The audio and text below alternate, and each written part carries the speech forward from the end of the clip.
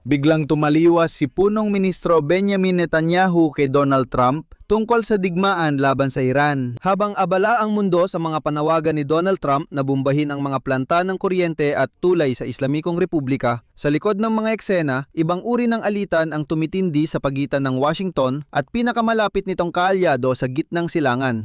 Sa isang pag-uusap sa telepono, iginiit ni Trump kay Netanyahu na agad simulan ang pag-withdraw ng mga tropang Israeli mula sa Syria at Lebanon.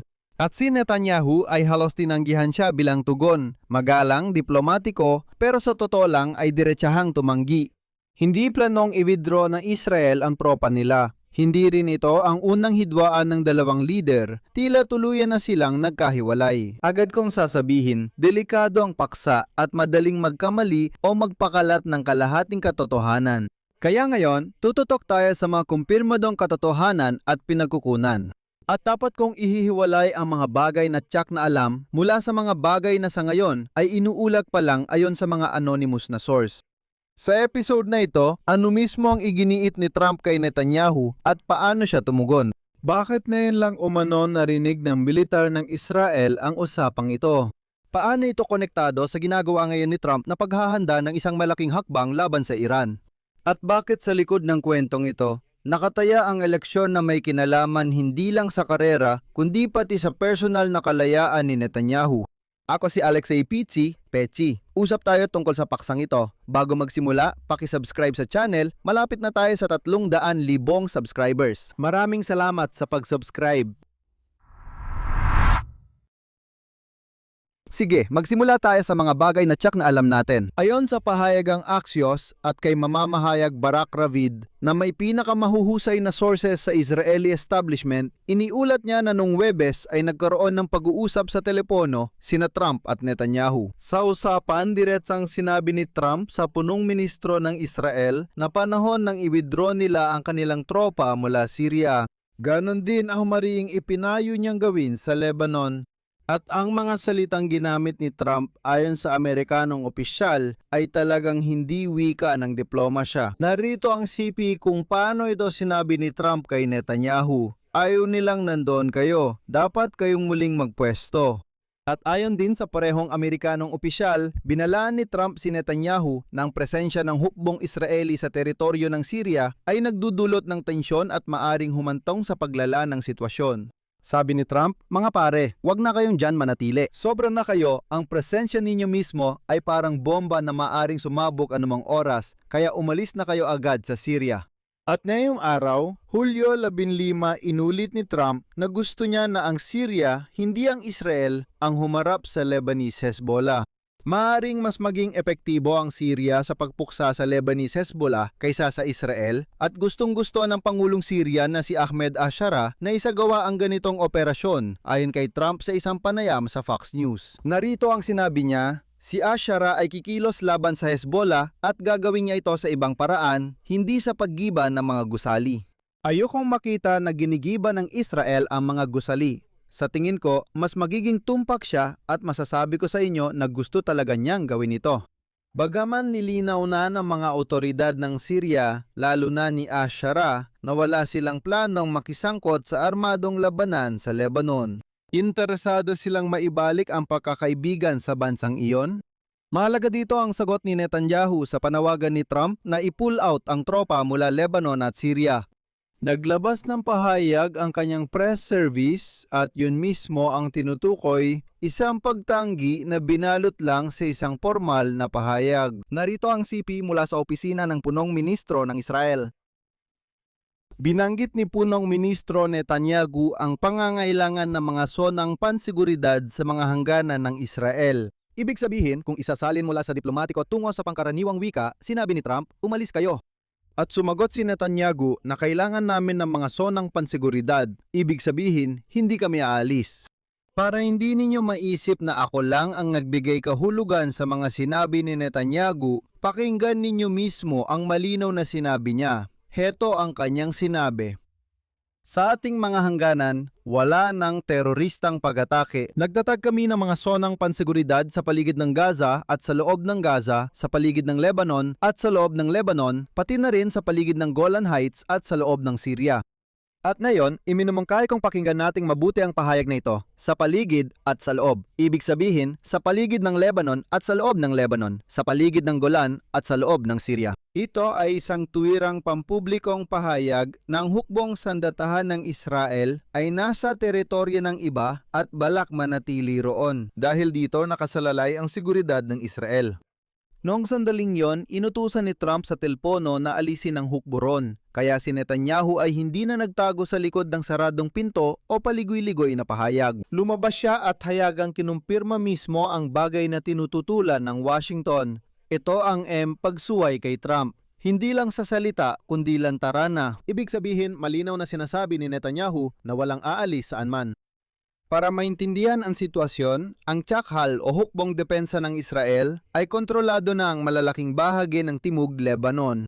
Ang tinatawag na security zone sa timog ng Ilog Litani. Ito ay ilang daang kilometro kwadrado at malalaking bahagi sa timog ng Syria.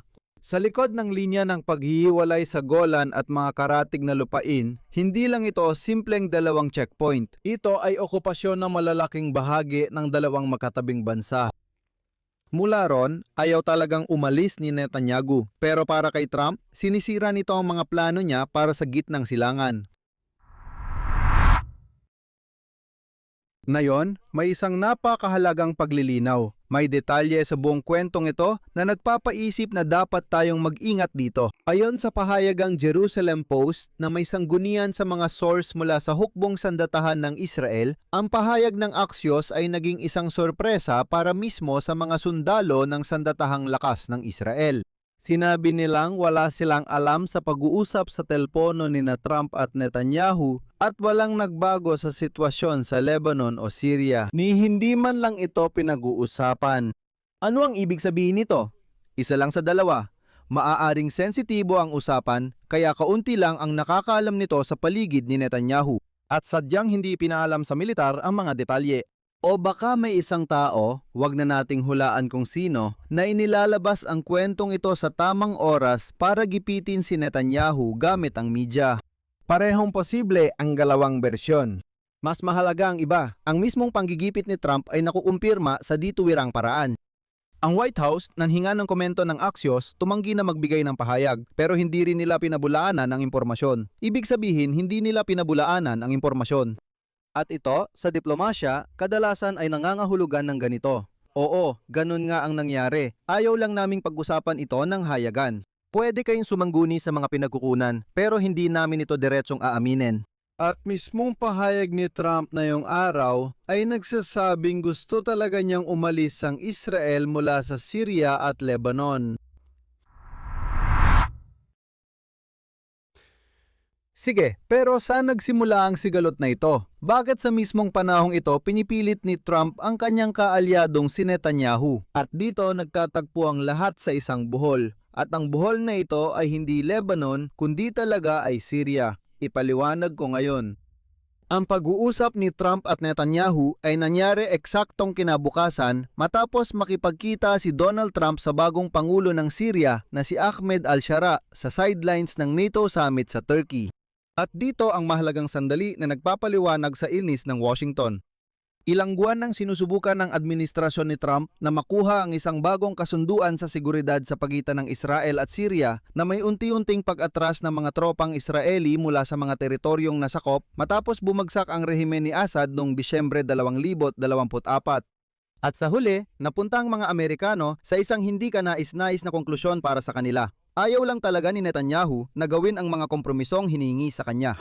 Kung wala yon, hindi papayag ang Syria sa bagong kasunduang pangkapayapaan. 6 na buwang pinangunahan ni Trump ang diplomasya, bumuo ng bagong estratehiya sa seguridad ng rehiyon na nagtalaga sa Syria na pigilan ang Hezbollah sa Lebanon at nagtatag ng ugnayan sa bagong leader ng Syria. Pero pinipigilan lahat ito ni Netanyahu dahil hindi siya handang ibalik ang mga nasukop na teritoryo. At higit pa dyan, sa loob ng gobyerno ni Netanyahu, may mga makapangyarihang politiko na gustong kontrolin ang ilang bahagi ng Timog Syria ng walang hanggan. At ang ilan pa nga ay itinutulak ang ideya na magtayo ng mga pamayanang Hudyo doon para tuluyang mapagtibay ang kontrol sa mga teritoryong yon. Isipin mo na lang kung gaano ito nakakainis kay Donald Trump na sinusubukang magpanggap bilang tagapamayapa at arkitekto ng bagong gitnang silangan. Hindi ito ang unang beses na nag-away sila tungkol dito. Sa mga nakaraang buwan, ilang beses nang pinuna ni Trump si Netanyahu dahil sa pag-atake ng Israel sa Lebanon at ayon sa mga ulat, hindi maganda ang sinasabi niya sa mga pribadong usapan, pati na rin kinukwestiyon ang pag-iisip nito. Kaya ang kasalukuyang pagtanggi ay hindi ito biglaang pangyayari, kundi bunga ito ng naipong inis sa relasyon ni Trump at Netanyahu. Dito lumilitaw ang tanong, bakit na yun lang naging matigas si Netanyahu at handang makipagtalo kay Trump na paladi niyang tinawag na pinakamatalik na kaibigan ng Israel sa White House?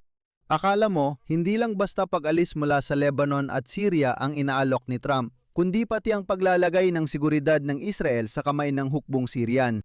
Simple lang at napakatao ang sagot dahil sa eleksyon.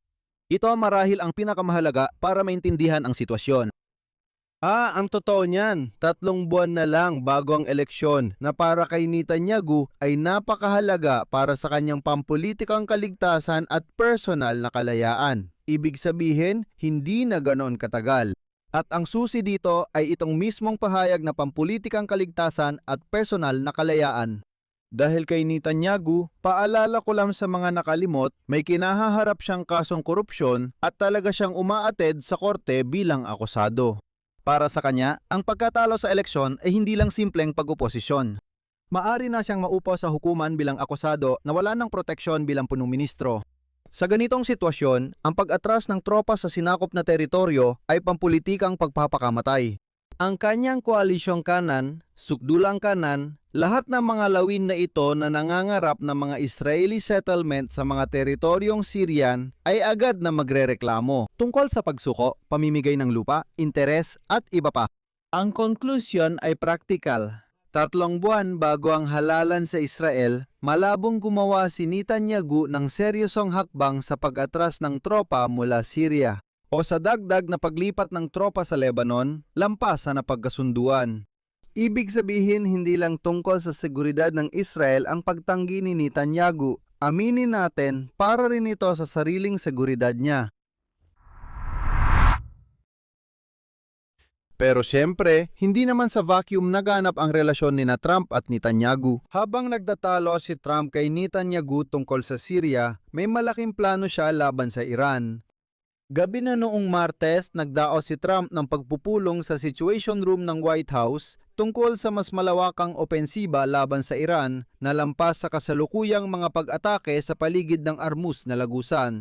Ayon sa mga ulat, mukhang handa si Trump palalain ang digmaan at magdulot ng malaking pinsala sa Iran. Sapat ang pinsala para mapilitang buksan ng rehimen ang kipot ng Hormuz at tanggapin ang mga kahingiang nuklear ng Estados Unidos. Kinumpirma rin ito ng sarili niyang salita. Narito ang sinabi ni Trump, magpapatuloy ang hukbo sa pag-atake hanggat hindi ko sinasabi na tama na. Pagkatapos nito, ang pinuno ng Pentagon na si Pete Hegseth habang bumibisita sa punong tanggapan ng Central Command ay nagsabi pa ng mas matindi at ito ang kanyang sinabi. Kung kailangan nating makipag-usap gamit ang bomba, makikipag-usap tayo gamit ang bomba. Nagbanta si Trump na kung hindi makikipagnegosasyon ang Tehran sa susunod na linggo, sisimula ng Estados Unidos ang pag-atake sa mga planta ng kuryente at tulay. Nagbanta ang Iran na isasara ang lahat ng kipot sa riyon at ititigil ang pag-export ng langis. Dito nagsisimula ang intriga. Tingnan nyo, anong sitwasyon ang kinakaharap ni Trump na yon? Sa isang banda, pinipilit niya si Netanyahu na umalis sa Syria at Lebanon na huwag magdulot ng dagdag na tensyon doon. Siya rin mismo ang nagpapasiklab ng gyera laban sa Iran ng husto. Ibig sabihin, kailangan ni Trump na maging pinakatahimik, kontrolado o kung maari, madaling hulaan ang rehiyon sa paligid ng Iran. Para mapunta ang lahat ng enerhiya sa gyera laban sa Tehran, hindi kay Netanyahu at sa mga zonang pansiguridad niya sa Syria at Lebanon. Sinisira nito ang larawang nasa isip ni Trump dahil nagdudulot siya ng dagdag na problemang maaring samantalahin ng Iran, kaya nagkakaroon ng inis. Pinipipilan ng punong ministro ng Israel si Trump na isagawa ang sarili niyang giyera ayon sa gusto niya. Nakakalimutan ni Trump na matagal lang ginagawa ng Israel ang giyerang ito bago pa siya, at marahil dapat niyang tanggapin ito dahil mas nauunawaan nila ang kakaibang katangian ng labang ito. Magbuod tayo. Base sa katotohanan, iginiit ni Trump kay Netanyahu na iatras ang mga tropa mula Syria at Lebanon. Kumpirmado ito ng ilang kanluraning sources at hindi pinabulaanan ng White House. Tumanggi si Netanyahu. Ayon sa mga sundalong Israeli, ngayon lang nila narinig ang usapan at walang nagbago sa sitwasyon, kaya hindi pa tapos ang issue at tuloy pa rin ang investigasyon. Malinaw ang sitwasyon sa rehiyon, hindi na simpleng alitan kina Trump at Netanyahu kundi sistematikong banggaan ng interes. Kailangan ni Trump na masunurin at maliit na Israel na hindi siya istorbo para sa tingin niya ay mabago ang rehiyon ayon sa gusto niya at durugin ang Iran. Kailangan ni Netanyahu ng mas malaking Israel na sakop ang mga kalapit bansa para mapanatili ang kanyang koalisyon at makaewas sa pagkakakulong matapos ang eleksyon. Magkasalungat ang dalawang pangangailangan na ito. Sino ang mananaig? Malaking tanong ito. Si Trump ay hindi sanay tinatanggihan, lalo na ng mga itinuturing niyang junior partner ayon sa kanyang pananaw. Pero si Netanyahu rin, kumbaga ay nasa posisyon na wala na talaga siyang gaanong mawawala. At kapag nagbanggaan ang dalawang leader na pareho silang hindi pwedeng matalo, malinaw na maghintay ka ng eskalasyon. Batumayan ko ang bangayang ito at ipapaalam ko ang mga kaganapan, lalo na kung magsusubscribe kayo sa YouTube channel na ito. Dito ko natatapusin. Isulat ninyo ang inyong mga komento, mag-subscribe kayo, pindutin ang kampanilya at i-like ninyo ang video. Kung gusto ninyong suportahan ang trabaho ng YouTube channel na ito, maaari kayong magbigay ng donasyon gamit ang mga link at detalye na nasa description ng video na ito. Yun lang po, ingatan ninyo ang inyong sarili. Всем пока.